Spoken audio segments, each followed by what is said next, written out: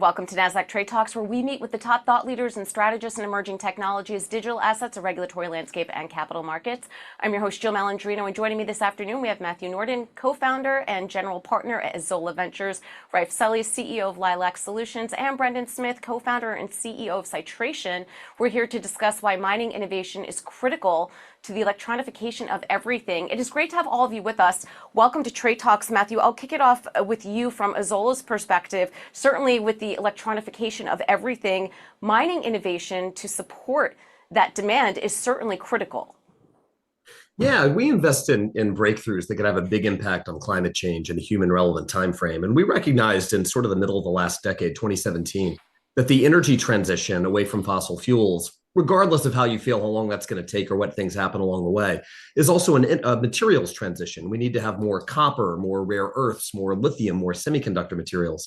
There's a really strong analogy to fracking, where when I was a kid in middle school, what I learned is that there were vast deposits of hydrocarbons hidden under the ground in Texas and North Dakota and Pennsylvania. The problem was there was no way to get at it without technology innovation. Fracking changed that, completely changed the economics of oil and gas, made the US the world's largest exporter. We now have an opportunity for the same thing to happen in critical materials. Yeah, we certainly do. In mining, since it's an old industry, this is where startups and innovators come in to facilitate that transition. So I want to get the perspective from Lilac. We'll start with you first, Raef. Where are you stepping in? What types of solutions are you providing to bring fresh approaches to the mining space? Yeah, so look, traditional lithium mining has come from evaporation ponds, very large evaporation ponds in Chile primarily, and hard rock mining, so large open cut mines. Where we come in is we're able to extract lithium economically from groundwater, or from brines as we call them. And so we can take those brines out of the ground using wells like oil and gas, extract the lithium and then put the water back in the ground. Huge advantage over evaporation ponds where the water is evaporated and the water table drops over time. Huge advantage over hard rock mines and open cut mines where you just don't have the same footprint and problems associated with permitting that, particularly in places like North America. Right. And Brendan, tell us about some of the solutions that SiTration is providing. Yeah, so just like Lilac Solutions, what SiTration is doing is enabling these novel ways of pulling out these critical minerals, primarily in our case, copper, precious metals, and rare earth elements.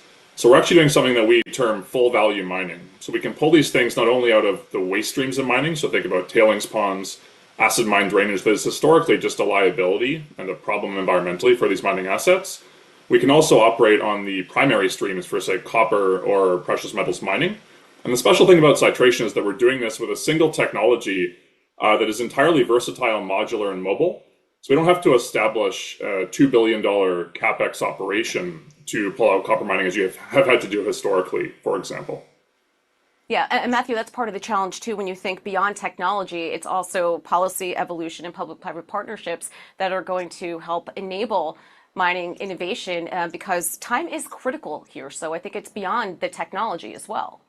Absolutely. And I think you see that recognized by governments globally. There was a pretty big symposium that happened a couple of weeks ago in Saudi Arabia that was looking at the kingdom and adjacent countries and how they can take the expertise that they've developed in oil and gas extraction and apply that to critical materials that are going to be increasingly important as we move forward in the coming decades. You see similar initiatives, here in the US, where in an unprecedented fashion, one of Trump's first executive orders was to mobilize Defense Production Act funding toward critical materials here in the United States. I think that puts a big set of tailwinds at the back of companies like those represented here today.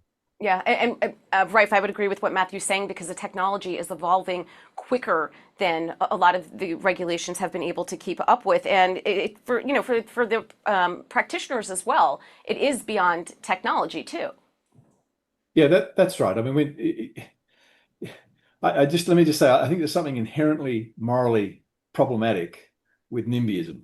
Okay, and we have the metal in our cars, we have the copper in our electrical wiring. We're okay with that being extracted with child labor in Africa, but we're not okay with mining it in the country. So, whatever we can do to try and make sure that the technology is applied locally, I think is really important. Okay. Yeah, well, I think it's an interesting point, Brendan, that Raef brings up as it relates to NIMBYism, but I also think it's incumbent on the industry to be able to communicate priorities in an effective way, whether it's to policymakers or to the community themselves, because you do need buy-in from, where you're going to be operating locally. Yeah, I think it comes with multiple dimensions, as Raef was mentioning. So you need to kind of progress the regulatory landscape to fit the reality today. You need better technology to be able to do things more sustainably and more profitably. And it's beautiful when you can do those things together. And that's what I think both of us on the call are doing today. And you need that local community buy-in. And so when you get all three of those things together, and when that's enabled by technologies like Lilac Solutions or SiTration that can do this more profitably and also cleaner with less chemical input, more electrical input, for example, less chemical waste production, I think it's a win-win-win on all those different sides. So very important. Yeah, I mean, Matthew, public-private partnerships are going to be the way to able to execute, to keep up with the changes in technology, but also achieve this at scale. What's venture capital's position in all of this? Early stage fundamental innovation. There are extraordinary pools of capital that are out there that are ready to take something that's been piloted and demonstrated and proven to work in the field and build a first of a kind commercial plant or a second or a third. That early stage innovation, though, that really emerges out of university laboratories, in some cases garage innovation from veterans in the field, is absolutely critical. And you need high risk capital that is most importantly long tenor. Because when you combine the development time frame with the time to get a first facility up standing up, it can break the normal boundaries of a 10-year closed-ended venture fund and benefits from more flexible and longer tenor capital. Yeah, I mean, we're seeing that in climate tech in general, though, where the long-termism and the capital intensity seems to be a hurdle for some investors. I think tenor, absolutely. We have a 15-year fund that are extensions on top of that, and investors who are aligned with the time frame that it takes to get true industrial innovation into the marketplace. So we think it can be done. I would say that when it comes to capital availability, there's a big difference between risk capital and scale-up capital. I think there are very ample pools of scale-up capital, particularly when you dip in to sovereign investors that have an economic development goal in mind, back to the Saudi Arabia part of our conversation. The risk capital at the beginning that's about early stage pilot and demo, that's where it can be harder. Yeah.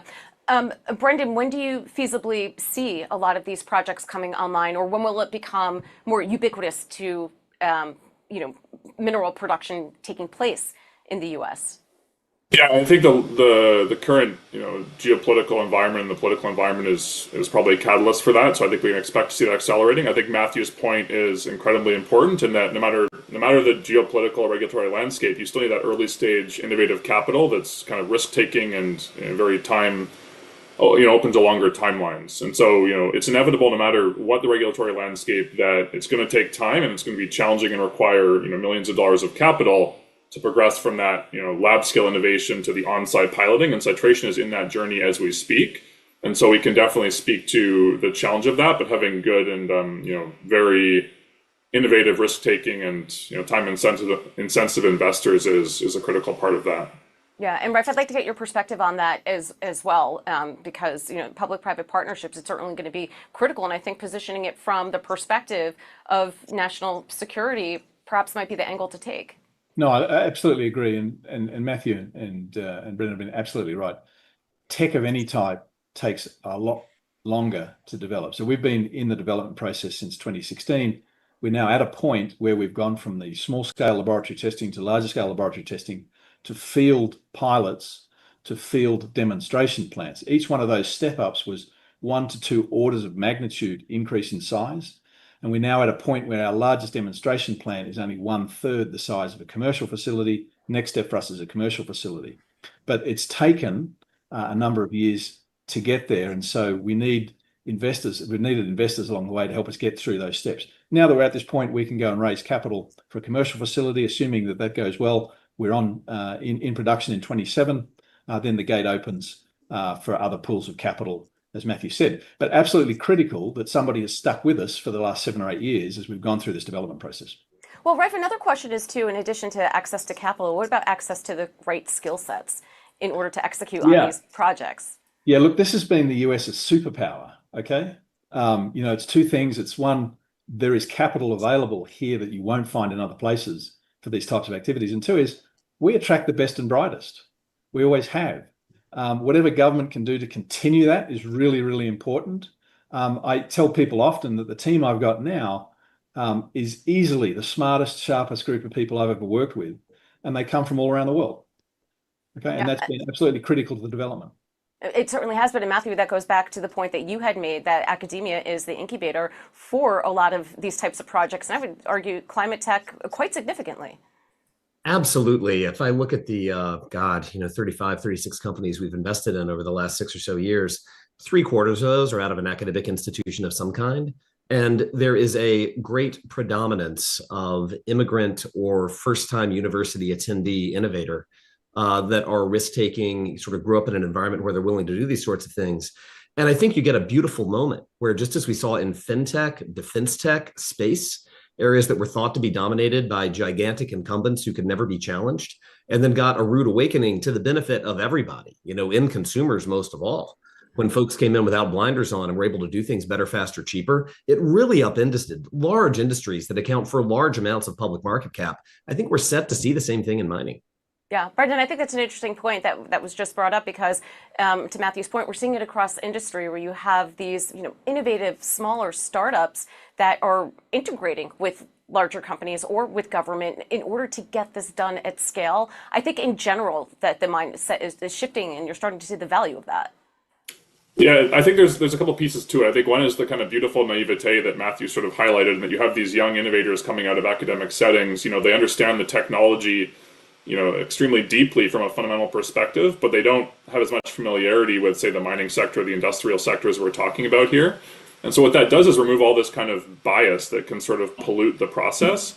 You can come up with these new solutions that can cut through 100 years of kind of historical challenge and kind of one way of doing things that may be working, but maybe not the best way of doing things, today.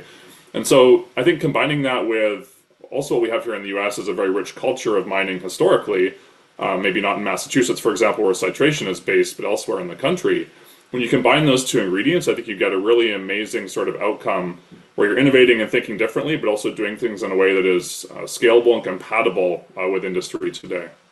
All right, appreciate all of your insights. Thanks for joining us on Trade Talks. I'm Jill Malandrino, Global Markets Reporter at Nasdaq. Thanks. Thank you.